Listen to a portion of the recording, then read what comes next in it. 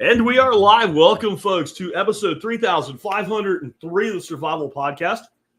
Our special guest had a little bit of trouble getting on to StreamYard, but we got that worked out. And I will have Josh Jorich with us in just a bit. We're going to be talking about building your own house today, how to get a loan. Specifically, I believe his house that they built is a timber frame house, so we'll probably talk about that. Some ways to get by while the house is being built, and a bunch of other stuff. And I think this is a hot topic right now. You know, a general rule of thumb in general contracting is about 20% markup on all services. And honestly, a lot of them charge more than that. So when you are struggling to figure out how to get yourself into a house, acting as your own general contractor and doing some of your own work as well is a great way to try to make that work in a world where it's harder to do than it was 5 years ago. I mean, I'll acknowledge it. So we will have Josh and his wife on, Lydia, in just a minute. Before we do, let's go ahead and hear from our sponsors of the day. Sponsor of the day, number one today, is Above Phone, where you can take back your tech and stop having like your app provider spy on you, your cell phone carrier spy on you, and your phone manufacturer spy on you. Like, you really can do that. And I know what you're thinking, like, this is really complicated. It's not. It's a phone. If you can use a phone, you can use an Above Phone. It really isn't any harder. And they will give you a free hour of consulting to help you transition over to your Above Phone. And if what you want to do is like use your Above Phone on your network, more like an iPad for a while till you get used to it, and then transition over, you can do that too. It's no problem at all. That's what I did. So check it out today at abovephone.com. Next up today, who's rapidly becoming my favorite sponsor, Anton's Land of Biltong, man. Every other Wednesday, I get an auto shipment of biltong and Duar's dry sausages sent to me. I just got my notice from UPS. It's out for delivery. I'm going to talk to Anton, man, and maybe change the day of the week that my stuff comes. Like, I should be here showing you this when I'm talking about it, but I get it on a Wednesday. Then Thursday is Expert Council Show where you can't see me because it's not on video. And by the time we get back to the video live feeds, it's usually all gone. That's because it's so dadgone good. Check out Anton's Land of Biltong. And I'm also going to reach out to Anton this week and ask him about coming to the fall workshop and bringing some of his wares for sampling. We'll see if we can make that happen. But check it out today.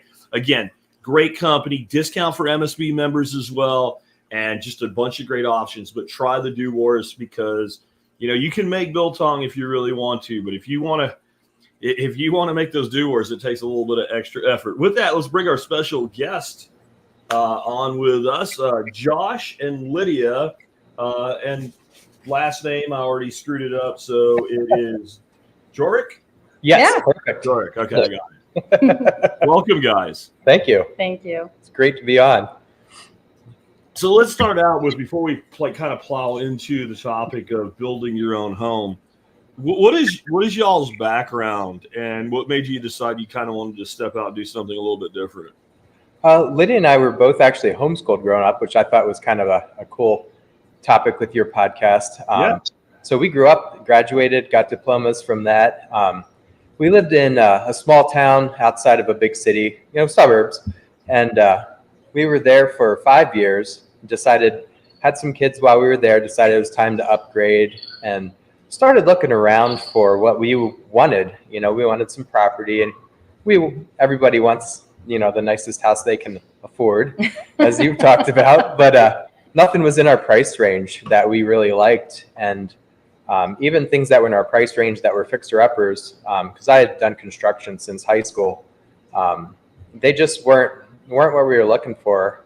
So we decided the only way that we were going to get what we wanted and be able to afford it was to build it ourselves. So, and even with that in mind, we knew we wouldn't be able to afford to have it built. So we were going to have to do it all ourselves if we wanted to get our dream. So let's talk about that, because like one of the things that I think people struggle with is, well, how am I going to get financing on this? Because if you're buying a house that's a conventional house, and if you make enough money to qualify for the loan, it's pretty straightforward process. There's even like the FHA loans and stuff like that. What's the process like when you're like, I'm going to build this house and it's not there yet, and you're going to the bank and asking for money to build something versus just buy something? Right. So we found that corporate chain banks won't touch it. They don't even want to deal with you if you're going to build it yourself. They would work with you if you had a contractor and he had all of his, insurances and everything in place. But as far as you building it yourself, that's pretty much off the table. So we fortunately have a small town bank that people's names there still, which I know is getting harder to find. But if you look around, most small rural places have that, that small farm bank or that small local bank that the people there, and they'll work with you, which I was honestly surprised. I wasn't sure how it was going to go, but they were very open to it. Another thing to mention is if you're buying just raw land, and that's what your loan's for, they're very leery of that too. So you need a substantial down payment. They like to see 40, 50% down for raw land because it's hard for them to sell if you were small. So if you do everything at once and you get a land and construction loan at once, they'll let you do a smaller down payment, get the land, and then take draws for the building process. So they're protected all along the way. If you were to default, they still have the ability to get their money back out if they had to resell it. And also is nice, as the consumer as well, you have a lower down payment, but you're also, each stage along the way, you're drawing the money for, it's in the bank. They don't give you a lump sum at the beginning. And if you're not responsible, then you end up at the end with not enough. They check up on you, which is kind of nice.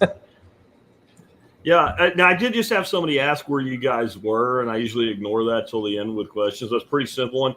I'm going to go out on a limb and say, based on the phone number on your app, Pennsylvania, Shenandoah Valley. You're right. We are in central Pennsylvania. All right. So now, when you were building, from what I gather on your app, you guys lived in an RV. What are the deal with that? Like rules, like how long? Like, because Pennsylvania has a few more rules than Texas does. Having lived there myself, I know. So how'd that work out? So it's very location dependent. We found we're in a pretty rural location, a small county, mostly farm, no big cities. I think we now have 3 stoplights in our county, and we fought against them, but we have 3 now. So even with that being said, per township, the laws vary widely. Before we had the utilities on the land, we had to get our well, our electric, and our septic in before we could actually put the RV on our property. We had it at my brother's property. He's about 20 minutes away.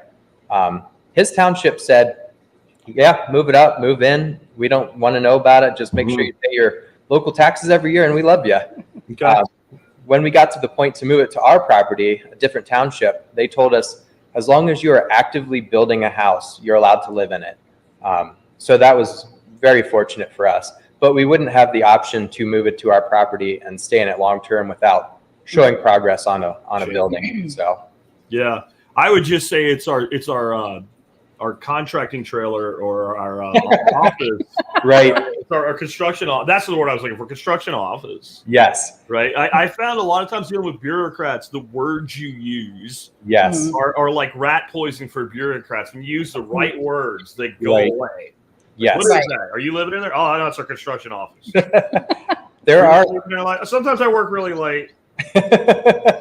It's called overtime. I know you don't get any because you work for the state and all, but yeah, it sucks, and I don't get paid much. But yeah, right. Last night, I mentioned the GCs generally take in the neighborhood of 20, 25 points on things like that, and it's a lot of money for you. But I mean, if you think about what they do, it's not exorbitant that they do that. If you build a $200,000 house, that's $40,000 that they make on building that house. Right. But how much money can you save by acting as your own GC and doing so? I guess it depends on how much you do of your own. Yes, it really does depend. So the GC, from my understanding, they take about 25%, but then all the subs, they take their percentage too. So it adds up to quite a percentage in just labor. Plus, from a business aspect, they have to mark up all the materials. That's how business works. Totally understand it. And it's fair. But if you do it yourself, you can save the markup on the materials and the labor. And we were actually able to get pretty creative with building materials. So we bought some acres and decided to build a timber frame. And we have quite a about 22 acres of timber. Mm-hmm. So we had a select cut, which gave us some cash flow to work with starting out. That went to a sawmill, they paid us for it. But then there were a bunch of white pines here that they didn't want, just not very marketable for our local sawmill. And we were able to use all of our own trees to build the timber frame. Oh, that's huge. Yes. So just being able to use our trees, we saved $25,000 just like that right off the bat. I mean, that's actually a lot of money, and it's more money than it was 5 years ago. Like exactly, lumber prices. People said they came down. Well, they came down from their highest. It didn't come back down to where they were. Right. Right. I remember, like, for whitewood, stickwood, for indoor, studs, being like $1.80 a piece. Right. Not that long ago. Like, I sound like an old guy now, but I mean, this is like 2019. Right. So that's really cool. So you had that milled. So you transported it to the mill and back, or did you have like an on-site miller come in? Or yeah, so we a buddy of mine, Mike, he came up and helped me. We played lumberjack for a couple of months. So we cut all the trees down, topped them, drag them all out to the field. And I'm the kind of guy that I want to do everything myself. I want to have my fingerprints on it all. I can do it, I know how it's done. But my wife here is the voice of reason, and she says, we need to have somebody else build the actual frame just for time's sake. They know what they're doing. They designed the actual frame, so it's structural and up to code. So I was a little dragging my feet on that part, but now looking back, I am so glad I listened to her. Safety. Yeah.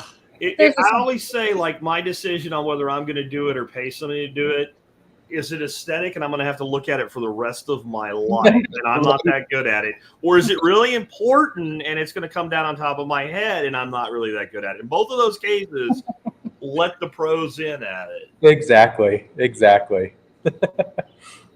So how long did this take? Like, from the time you actually started building till you were done and y'all were living in this RV? Like, how long was that process time-wise? So living in the RV ended up being 9 years. Now it wasn't a 9-year build. Not 9 years to build, no. But we sold our house in Camp Hill, lived in the RV, and it was a 2-year plan. And it sounds good, right? Yeah. 2 years. 2 years. But we took actually a couple of years to find the right piece of property, because we intend to be here forever. We wanted to make sure it was right. After that, I wanted water on the property. I grew up with a pond, like a farm pond. We fished all the time, and I had to have water. So we found this beautiful property with a nice stream flowing through it. When we went to get our driveway permit, that turned into a big deal because the driveway crosses the stream. So extremely quick learning curve that everybody with letters after their name wants to be involved in you putting a pipe in your stream. Sure. So that actually took about 2 years to get the permit and cost substantial. It cost $40,000 in the end to have a piece of paper that said you can put a pipe in your creek. So that's 4 years of it right there.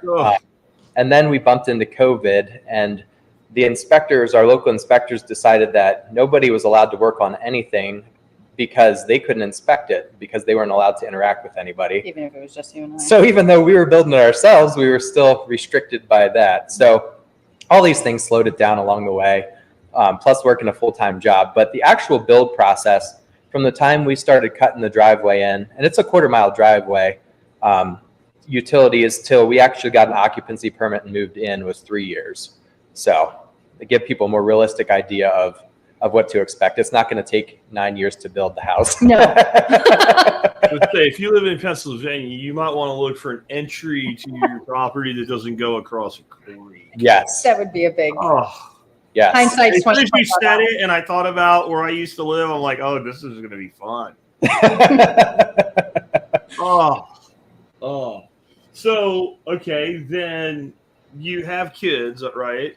Yes. And then you have dogs, and you don't have normal dogs. You have mutant ninja dogs, also known as Great Danes. Yes. That's a lot of people and animals living in a relatively small space for a long time. Is that difficult?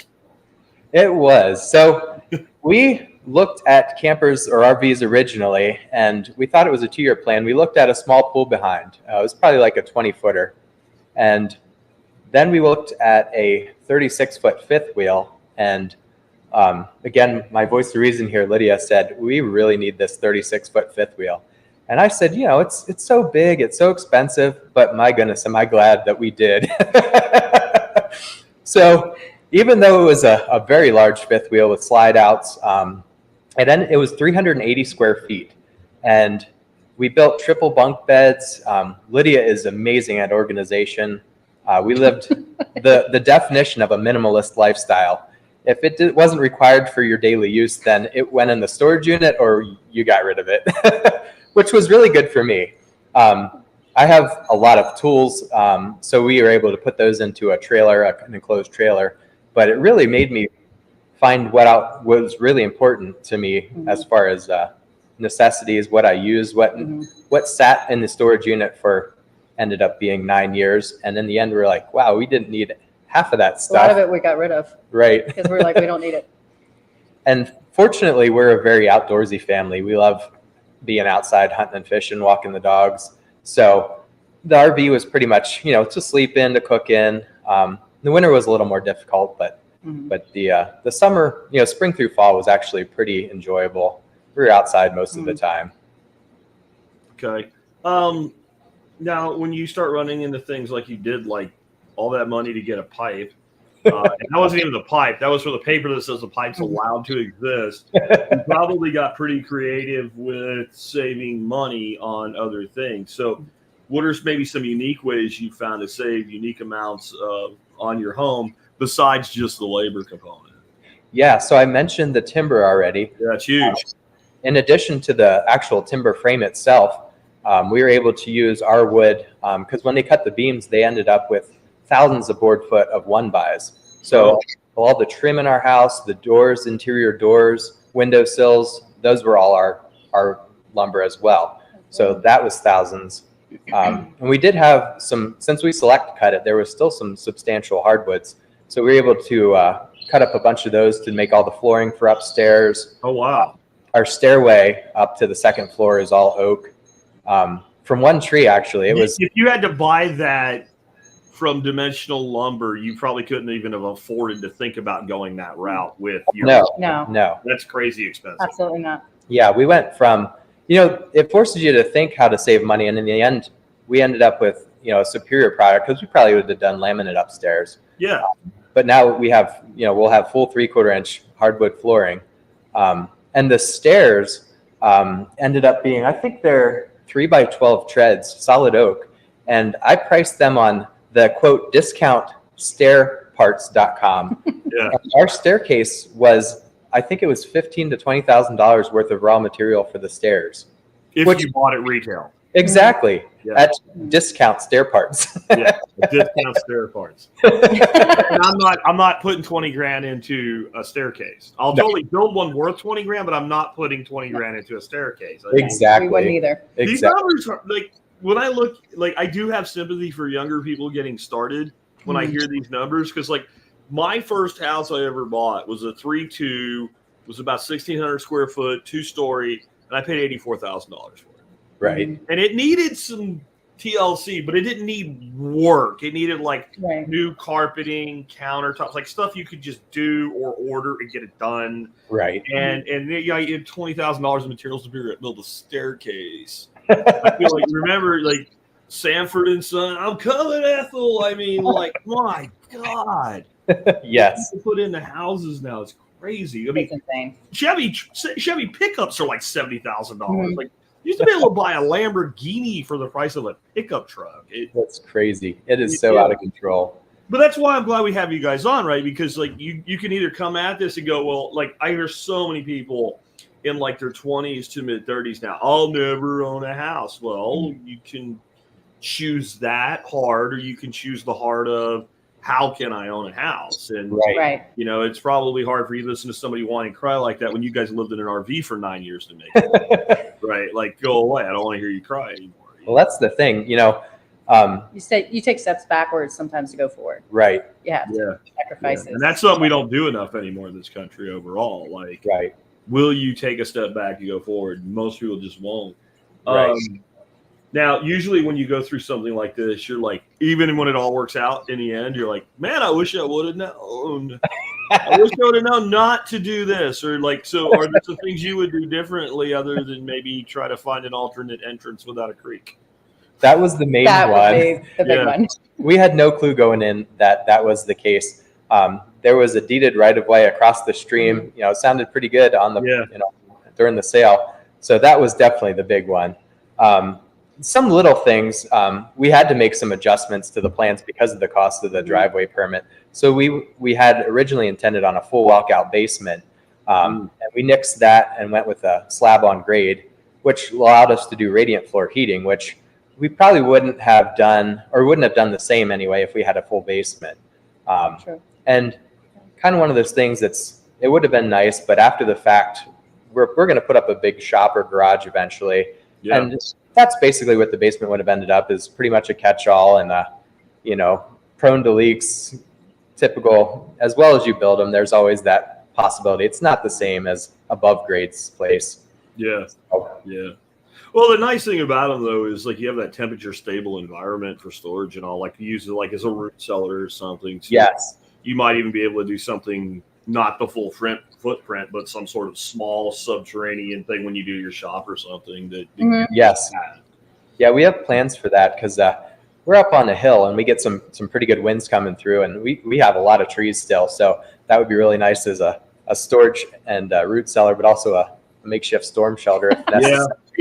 Yeah, you got a lot. Like what kills me is like where I lived in Pennsylvania, everybody had a basement.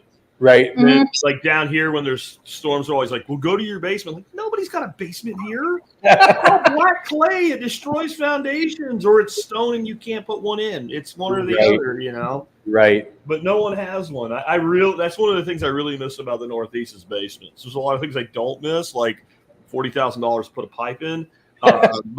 But you know, there is like some climate things, and there is also like that almost every place having a basement is kind of really cool.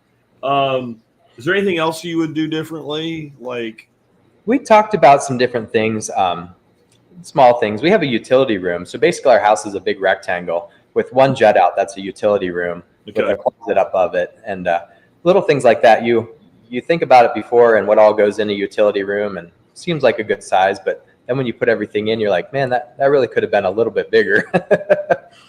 So, and then when we cut down all the trees for our timber frame, we pushed all the tops into a big pile. You know, I grew up pretty rural, and that's what you did with the tops. You pushed them into a pile and let them rot or burn them eventually. And I really wish I'd have chipped them all now. I see the value of chips as far as mud control and for the chicken run, for compost. And I kind of wish I had a giant pile of chips now instead of a giant pile of treetops. Just for during construction that can help with the mud. Right. Mud. Yeah. Oh, it's so valuable for that. It's a weird thing. Like, you would think if you threw chips on top of mud, they would just kind of slide around and all. What they do is they like bind with it and they firm it up.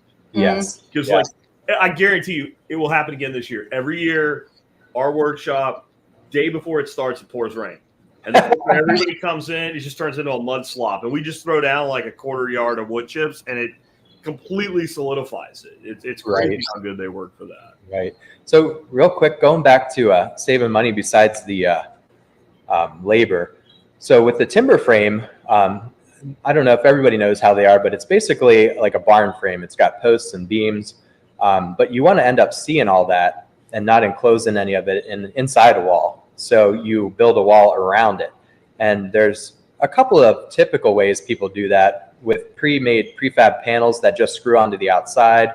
But since we have our own labor and more time than a contractor would have, and more patience, we just 2x4 framed the whole entire thing, put sheathing on it, wrap the whole thing in ice and water guard, which is a self-adhesive, waterproof, airproof membrane. And then we stacked polyiso panels on the outside, polyisocyanurate, and it's a commercial insulation they use under rubber roofs. So they're very, very expensive, but we were able to find a company that sells them used.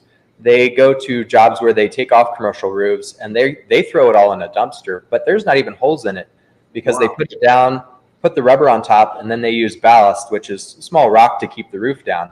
Yeah. So when you tear it off, 90% of this stuff is brand new condition, and it has an extremely high R value. Yeah, you're like commercial quality material there, right? Yes. You're outside the residential market at that point, and you're getting it for next to nothing. Exactly.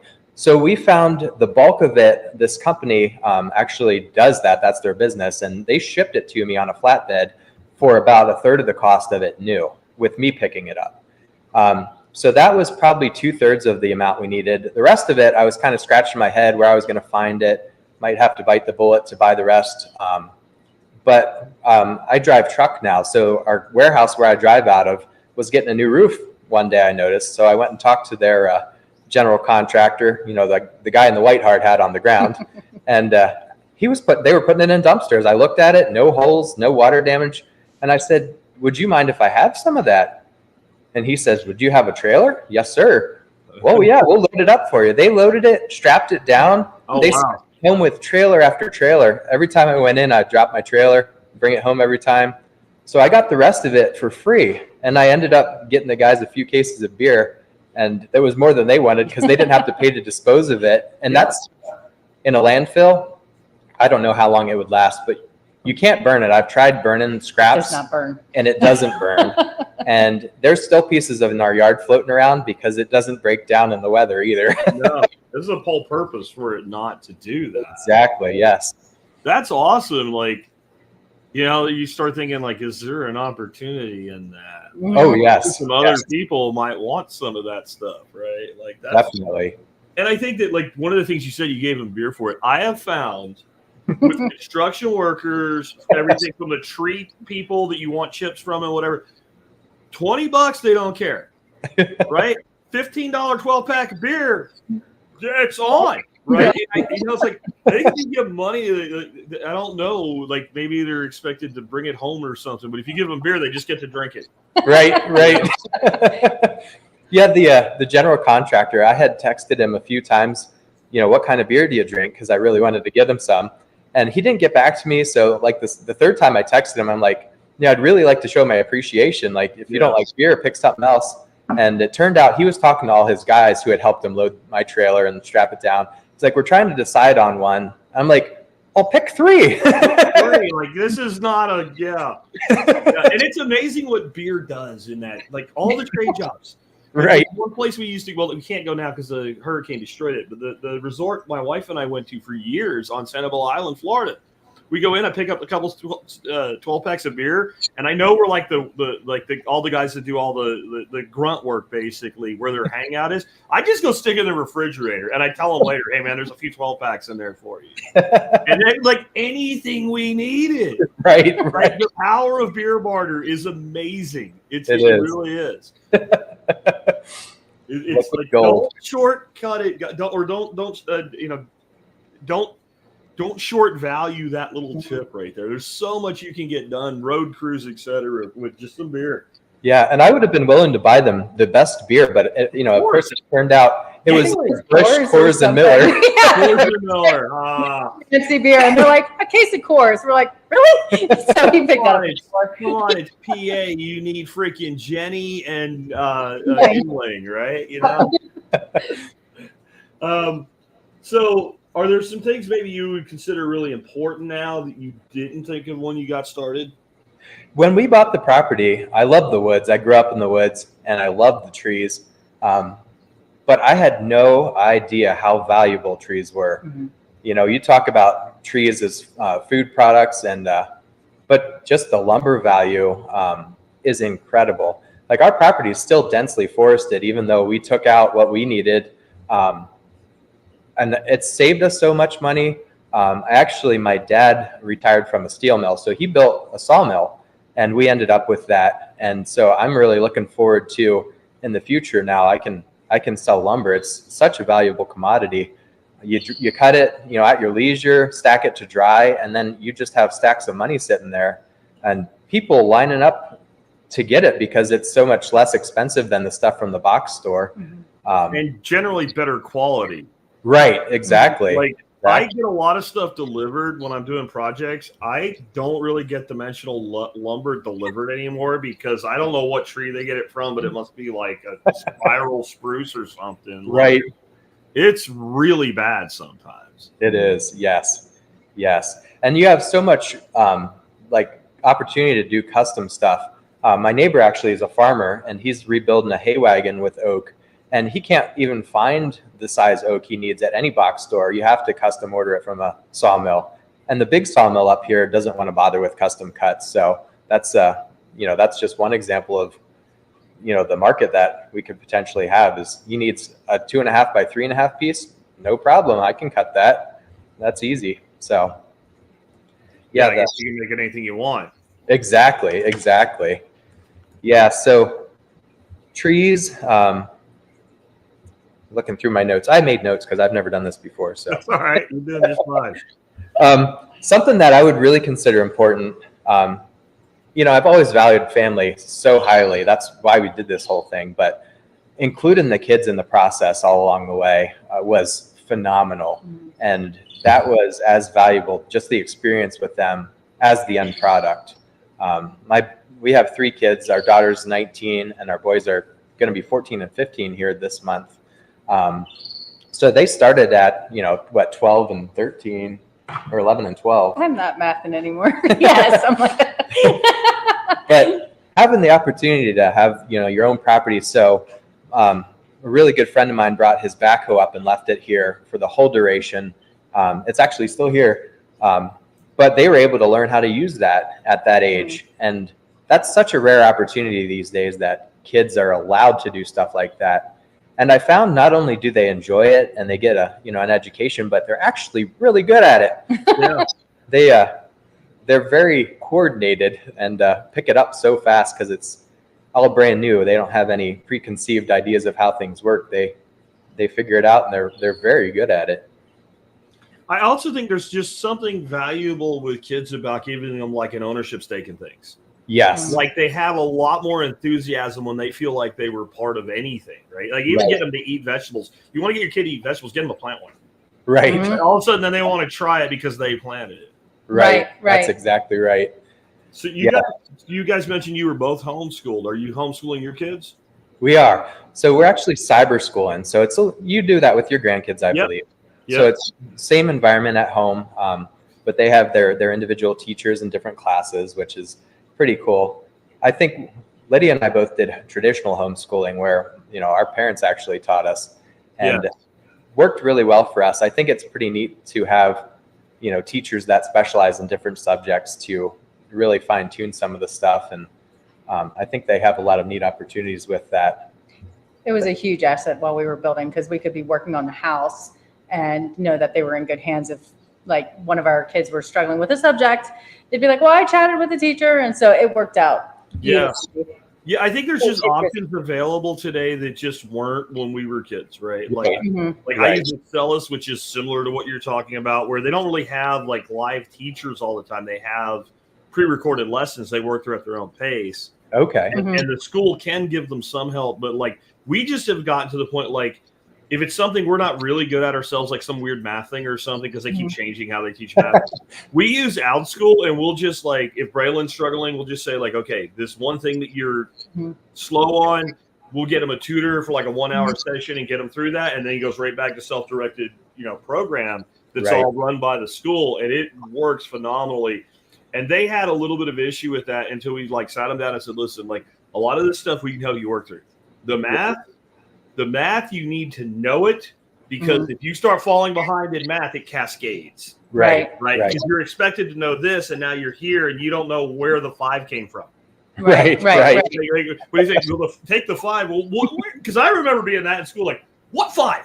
Where the hell did you get the 5? Right. So like I make sure that's not happened to them, and then we push them a little extra because Celis, honestly, I feel like come to their writing standards are a little bit lower than where I want them, so we kind of push them above that. But otherwise, it is so nice to have kind of a pre-designed curriculum, and then you can, and we're working with the granddaughter to get her to the point where like she can be like her big brother, where 90% of it's all on them.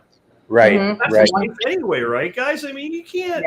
You didn't expect like you're going to go to work for somebody like me, and I'm going to be over your shoulder telling you how to do your job. Right. That'll happen once. The second time over the shoulders to show you the door. Right. You know, so I think it's really cool that you guys are able to do that with them.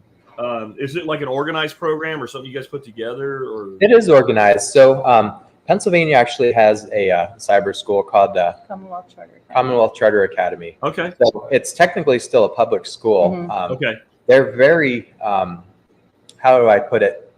They're very open-minded, though. Their teachers aren't teaching the public curriculum that, it's written by the teachers of that school. The curriculum has far less of an agenda as a traditional government school. One of my nieces did that. We have something very similar here in Texas. It's probably not the same, but it's the same but different, man. Right. We went through that, and then the younger niece ended up using Acellus. So I think lots of options. Yeah, the teachers are really cool, though, because some of the subjects, everybody has their own beliefs and opinions, but a lot of the subjects, science, beginning of the world kind of stuff, they teach it as a theory and not as this is exactly what happened in this order. Yeah. This could have happened, but it's not the only theory is how they teach it. And I really think that's really neat that they're open-minded like that. Yeah, I went to high school in Pennsylvania, and that's how it was taught in regular school back then. This is the theory. Yes. They kind of acknowledged the theory of creation, acknowledged that it existed. They didn't teach it. Right. I even remember my 10th grade science teacher asking us, well, what do you think? Right, right. And I just blew her brain, and I'm like, yeah, okay, I just believe in existence. What?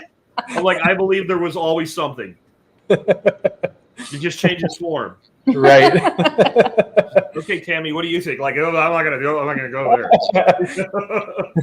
there. So after all this, would you do it again? What I mean when I say that is not, are you going to build another one? If you went back to where you were when this all started, would you take this path again? Yeah. So this was a deep question. And I talked to Lydia quite a bit before I wrote down my notes on this one. And I didn't even see what you wrote. I thought it was kind of funny, but the short answer is it depends. I thought you would think that was funny. That's his answer. I think it's accurate. Yes. Answer. It depends.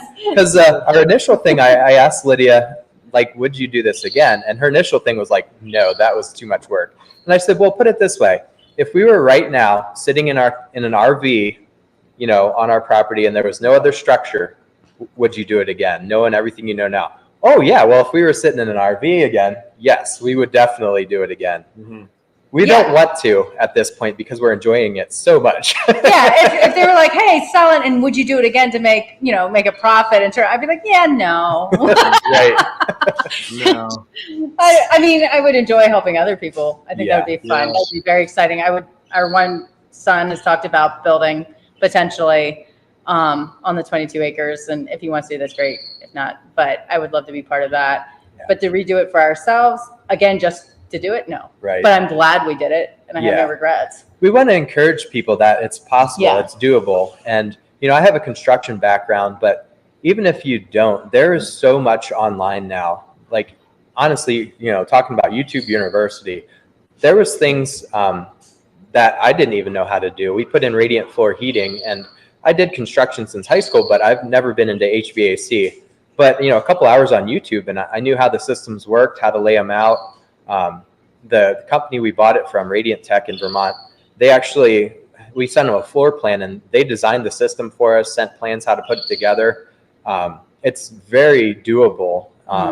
And even if you wanted to do parts of it, we did pretty much everything but the frame, but you could pick and choose. If you don't want to touch the electrical or the plumbing, that's definitely understandable. You can hire somebody to do that.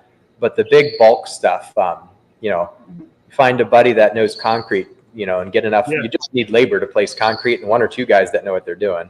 And the electrical work and all, if you're not really sure what you're doing, put in the wall box eliminators or whatever, run all your wiring. And if you really don't feel comfortable, even putting on outlets instead of having an electrician put it down to the main power, run everything. And then let somebody come in and terminate, because that'll save you a ton of money too, because they're paying, some helper that in the union market's probably making $25, $35 an hour to basically pull wire into a wall. Right. Which that is not hard. I mean, I used to be in structured cabling, and we taught, people that were barely functional how to do that in a week. Right. And I mean, when I say barely functional, I mean, you almost said like, so I'm glad you made it to work eventually today, and did your mom tie your shoes for you? Right? Like did she lay out your clothes, and is that why they match? Because I can't really see you making your socks the same by yourself. If they could do this. So I think, we can all do some of the work ourselves. Absolutely. Right. Even just cleanup. Like my brother, they had a house done. They were having it built, but he was able to shave tens of thousands of dollars off just clearing his own land. Yeah. And doing his own driveway and doing the yard work, like being the cleanup crew. His family and the kids and stuff would go behind and do all the cleanup. That shaved money off of that. There's always ways to save. Right. I've seen people, go out and buy like a used Bobcat or something to do work like that. And by the time they do, the numbers are like, so basically I got the Bobcat.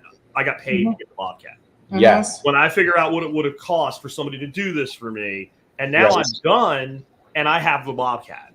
Yes. Right. Or a little excavator or something like that.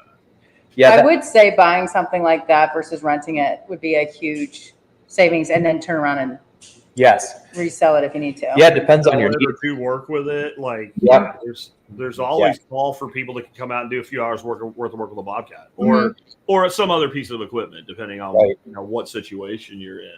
Yeah. So, but even renting it to do the work, like if it's something you can knock out in a day or two, renting it versus paying somebody. Exactly. We, my friend who brought the backhoe up, and he has a good friend who's an excavator for a living. So we put our 1/4-mile driveway in, which included cutting all the topsoil out, putting shale in, topping it with stone.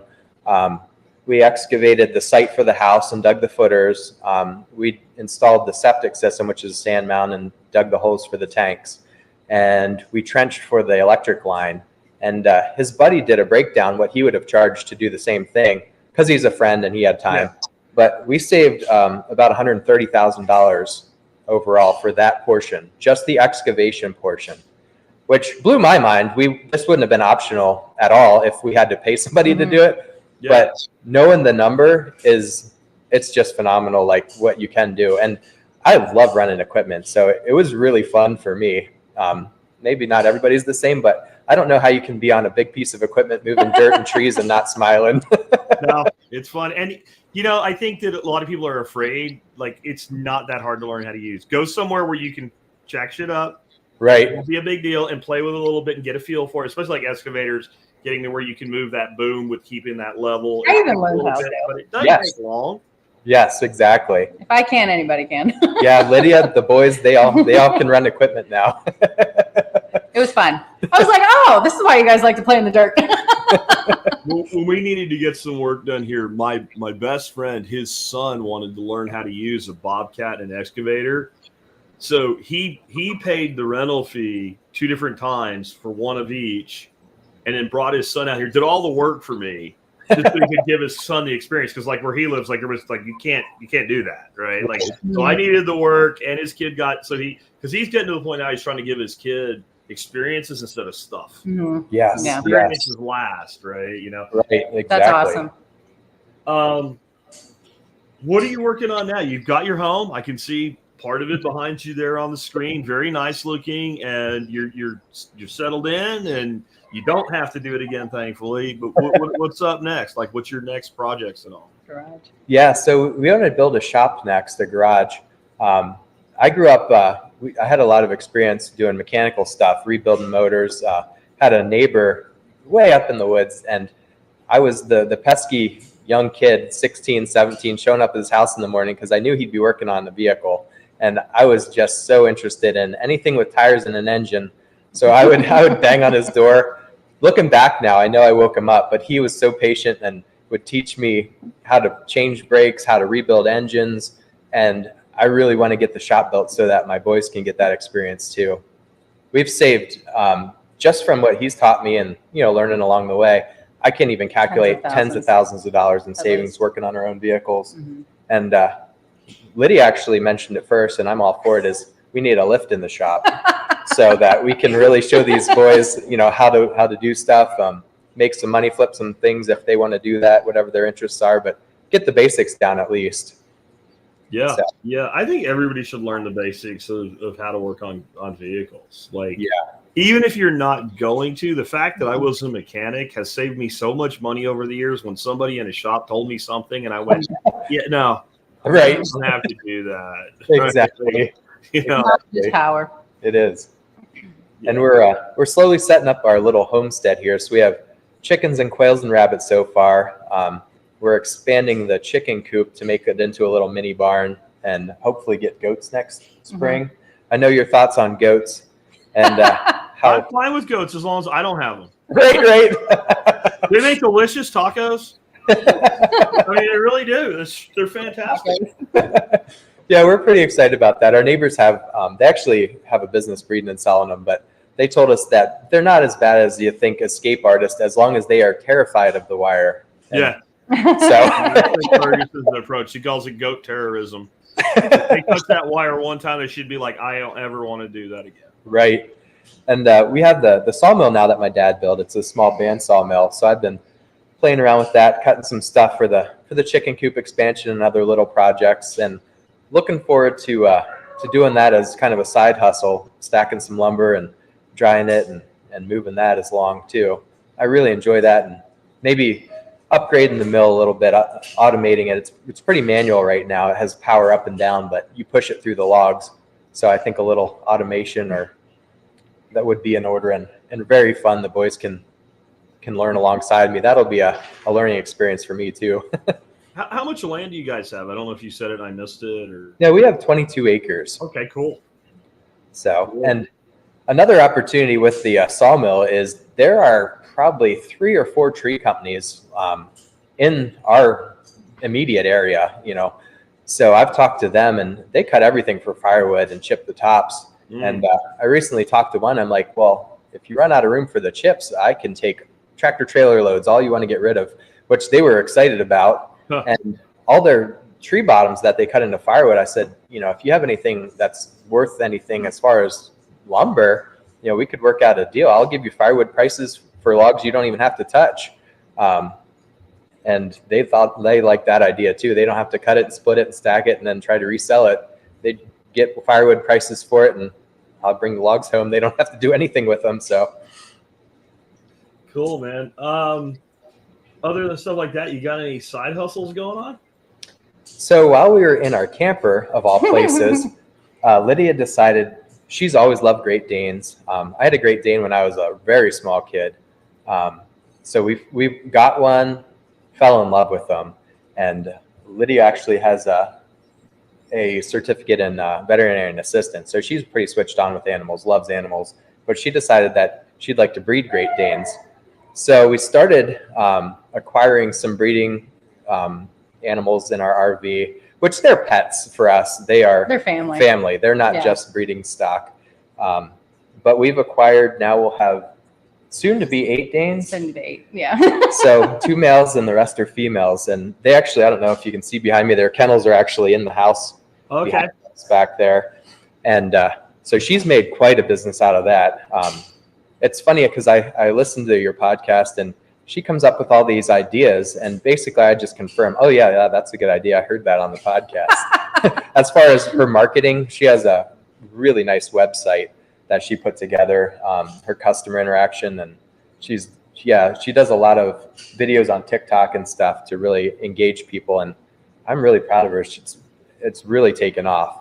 So it's actually probably to the point where it's more of a side hustle now. It started off as a side hustle, but it's a full-time job for you now. It's a full-time. It's full-time. Cool. God bless him. He'll be like trying to talk to me, and I'm like, sorry, I'm talking to somebody. I'll be with you in a minute. All right, let's take a few questions for people before we wrap up here then. That one looks like it's for me.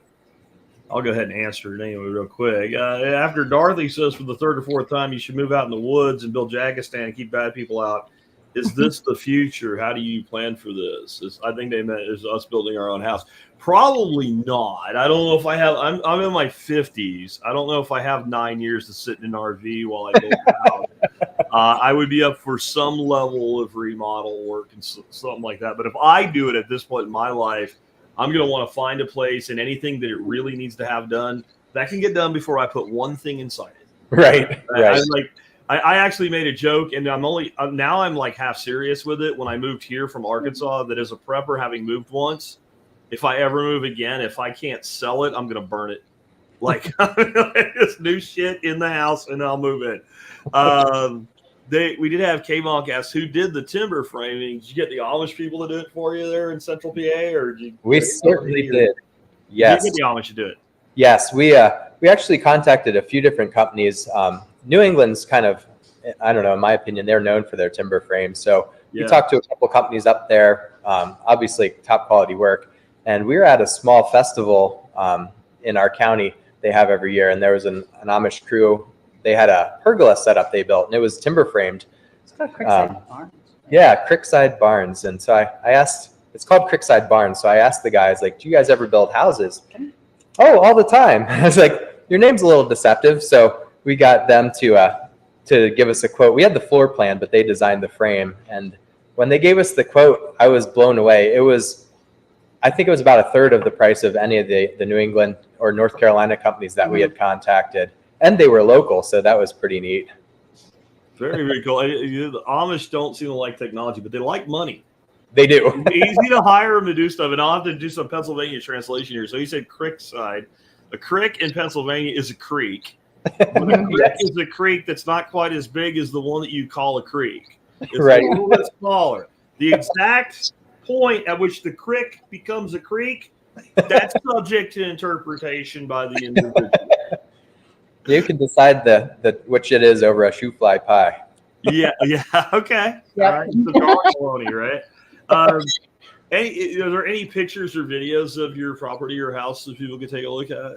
There certainly is. So I'm still on Facebook, and I'm setting up, it's called White Pines Estate, to put all of our pictures on from the whole building process from beginning to end. Okay. It's public, but not all the pictures are on there yet. Should have those uploaded, the rest of them. The only link I have for you is the Great Dane site. If you could pop me an email when we're done, I'll add it to the show notes where people can check you guys out. Sure. Right. Turk by V, I guess, or 5, said, what was the name of the roof material again? Sounds incredibly handy. So the insulation we used was polyiso cyanurate, and they typically just call it polyiso. Now that's the insulation. So we did a metal roof and metal siding, but underneath the polyiso is the actual insulation material. Okay. All right. Okay. So then the last one was from Hugs. Did they come across any issues getting signed off? And we'll say other than the culvert issue with. Right. So it was like any typical build, you still have inspections along the way, which, as much as I hate any kind of government oversight, I do see why they do that. Because if we were to sell this or you to buy a house, it's got some basic quality standards. It's not going to fall on you. So throughout the process, as the inspector came by, we had, fortunately, the same inspector for the whole process, and he was super nice to work with. I would say, from experience doing construction and this project, is be humble with your inspector and don't act like you know everything, because they will point out the first time they come out a few things wrong, and if you take it well and you fix it, then they're real easy to work with. But if you push back and say, no, that's not how it is, it gets bad real quick, and they can make your life miserable. You're at their mercy. And I'll put out another kind of value in what they do. I am not worried that I'm going to build a house that's going to fall on my head. If I was building a house right now, though, I would want to know anything that if I go to sell that house, when a certified home inspector walks in, that he's going to put on his report. Because that's where, like, even though it will never be a problem, that's where it will become a problem. Right. And I've been a dick sometimes as a buyer with stuff like that that's popped up. And it's like, but it would be fine. I know it would be fine, but one day I might have to sell this house too. Right. So, like, you want to know that. And that is the one thing I will say that they may really save you some grief with. Not only, sorry, not to interrupt you, but no, go ahead. Was he great to work with? But once we got to know him over the course of the project, he pointed out things that our international residential code they need to be done, but he would tell us, that's ridiculous, I don't agree with that, or enforce that. So get an inspector that you're on good terms with that is realistic. There's some codes now that to some guy sitting at a desk somewhere, it makes sense in his head, but on the ground in real life, everyday living, it doesn't work. It doesn't make sense. To get the go-ahead to not do those things or to do things slightly different to make them not only less expensive, but also day-to-day just so much more livable was really nice.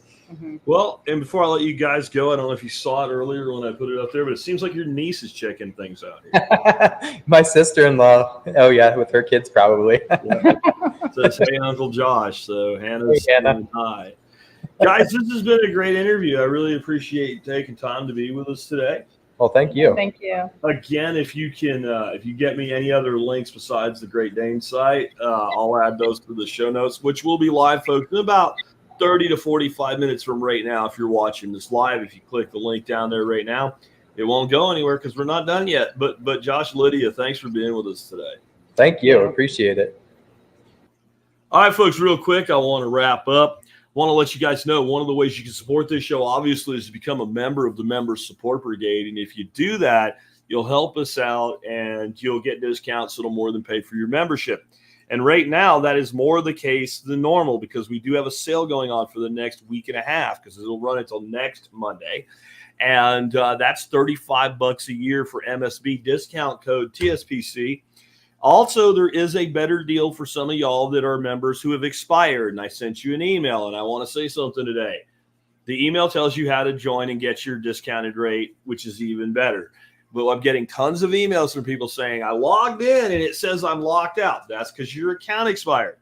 And it says right on there, to add a subscription, go to the orders page. And there's a blue words that says orders page. That's a link. You click it. And then you can sign up. And yes, it will say $50 a year. And until you put the discount code in, that's also in the email you got, it'll keep saying that. So anyway, just let you guys know, I'm not picking on anybody who wants to be a customer. I want to help. But I've answered that email probably 18 times in the last, 4 hours. So anyway, and if you are going to sign up as a new member and get the discount that TSPC gives you, you won't see the discounted price until you put in the discount code. That's how that works. So just good to know there. Anyway, the other thing I want to let you guys know is you can always support us by doing your online shopping starting at tspaz.com. That's TSPAZ, tspaz.com. I got a new item today for you. This one's not from Amazon. It's from Vivor, and it is a telescopic ladder. Guys, I love this thing. This thing is awesome. I even did a video for you guys that you can check out in the write-up. But this ladder, it folds down to, it's a little less than 3 foot on the long dimension. So you can throw it in the back of a compact car's trunk. But it extends to 12.5 feet. It's very stable, very steady, and really easy to set up, really easy to put away. And it has a bushing on both sides of it that does something that most ladders like this don't do well. And that is if you're going up a tree to take some limbs off or a pole. And I would advise that you have somebody stabilize a ladder for you using it in that kind of situation. But most ladders, you have that top rung and it's flat metal and you're going against something round and you have a lot of potential kind of to roll around. Where this has kind of a concave bushing on both sides to do that with. Anyway, if you check this thing out, you're going to love it. Really happy to be working with Vivor. They've done a lot in working with me to help get sample product to me so I can actually give, full on reviews for you guys. And with what happened with being on the road, getting sick and losing my dog, Charlie, I'm way behind. I got 3 more products sitting out there to get reviews up for you in the next few days. And I'll try to do that. Anyway, guys, thanks for tuning in today. I really appreciate it. I'll be back tomorrow with an expert counsel Q&A show for the week. And then on Friday, we'll have a Friday flashback. And we are back to regularly scheduled programming. Finally, thanks for bearing with me through some life events. Take care, guys, and I'll catch you tomorrow with another episode.